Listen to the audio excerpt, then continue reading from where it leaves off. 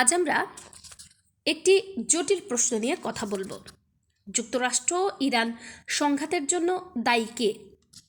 Iran, United states নাকি Israel?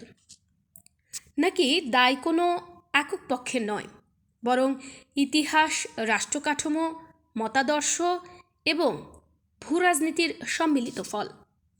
আজকের আলোচনায় আমরা বাইরের শক্তি যেমন দেখব, তেমনি ভেতরের কাঠামোগত বাস্তবতাও দেখব।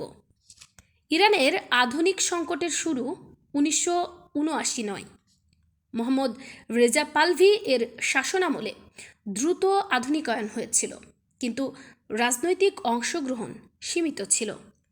রাষ্ট্র ছিল কেন্দ্রীভূত, নিরাপত্তা নির্ভর। এই বাস্তবতা বিপ্লবের সামাজিক জমিন তৈরি করে। তারপর আসেন রুহুল্লাহ খামেনি। তিনি একটি আদর্শিক রাষ্ট্র নির্মাণ করেন, যার ভিত্তি ভেলায়াতে ফকিহ ধর্মীয় নেতৃত্বকেন্দ্রিক শাসন ব্যবস্থা। এখানে রাষ্ট্র আরও আদর্শিক হয়, বিরোধিতা আরও নিরাপত্তা সংবেদনশীল হয়ে ওঠে। অর্থাৎ একটি স্বৈরতান্ত্রিক রাজতন্ত্র থেকে একটি আদর্শিক ধর্মীয় রাষ্ট্রে রূপান্তর, কিন্তু ক্ষমতায় কেন্দ্রীভবন বজায় থাকে। ইরানে শুধু সরকার নয়, রাষ্ট্রের একাধিক ক্ষমতার স্তম্ভ আছে। Islamic revolutionary guard corps IRGC শুধু সামরিক বাহিনী নয়, এটি রাজনৈতিক ও অর্থনৈতিক শক্তির অংশ। এটি সরাসরি সর্বোচ্চ নেতার অধীনে পরিচালিত হয়। রাষ্ট্রের নিরাপত্তা, ক্ষেপণাস্ত্র কর্মসূচি, আঞ্চলিক মিত্রদের সঙ্গে সমন্বয়, সব ক্ষেত্রেই তাদের ভূমিকা রয়েছে। ফলে ইরানের ভেতরের কাঠামো এমন যে বাহ্যিক চাপ এলেও তা সহজে ভেঙে পড়ে না। অনেকে মনে করেন যুক্তরাষ্ট্র আগ্রাসী ভূমিকা নিয়েছে, নিষেধাজ্ঞা, সামরিক উপস্থিতি, চাপের নীতি। আবার অন্যরা বলেন যুক্তরাষ্ট্র আঞ্চলিক স্থিতিশীলতা ও মিত্রদের নিরাপত্তা রক্ষায় কাজ করছে। এই দুই দৃষ্টিভঙ্গির মধ্যে পার্থক্য হলো শক্তি প্রয়োগকে আপনি কিভাবে দেখছেন। একই পদক্ষেপ, কারো কাছে আগ্রাসন, কারো কাছে প্রতিরোধ।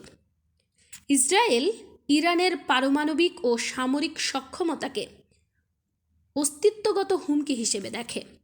তাদের কৌশল হলো হুমকি তৈরি হওয়ার আগেই প্রতিরোধ।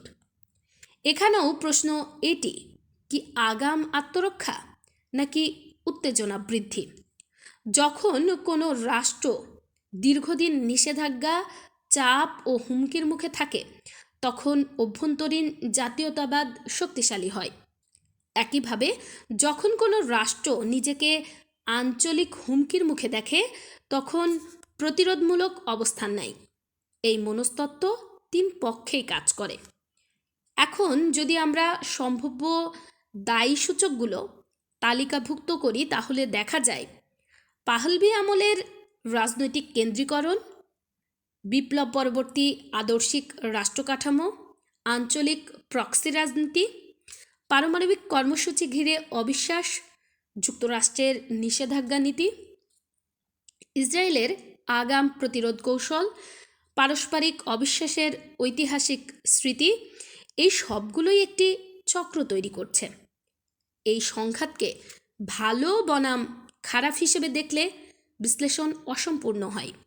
এটি হলো ইতিহাসের ধারাবাহিকতা, ক্ষমতার কাঠামোর রূপান্তর, আঞ্চলিক নিরাপত্তা উদ্বেগ, মতাদর্শ বনাম ভূরাজনীতি। দোষারোপ দিয়ে সমাধান হয় না। সংঘাতের শিকড় গভীরে, ইতিহাসে, রাষ্ট্রকাঠামোই, মনস্তত্ত্বে এবং ভূরাজনীতিতে। কেউ এককভাবে দায়ী নয়, আবার কেউ সম্পূর্ণ দায়মুক্তও নয়। এই বাস্তবতাকে স্বীকার করেই আলোচনার দরজা খুলতে হয়।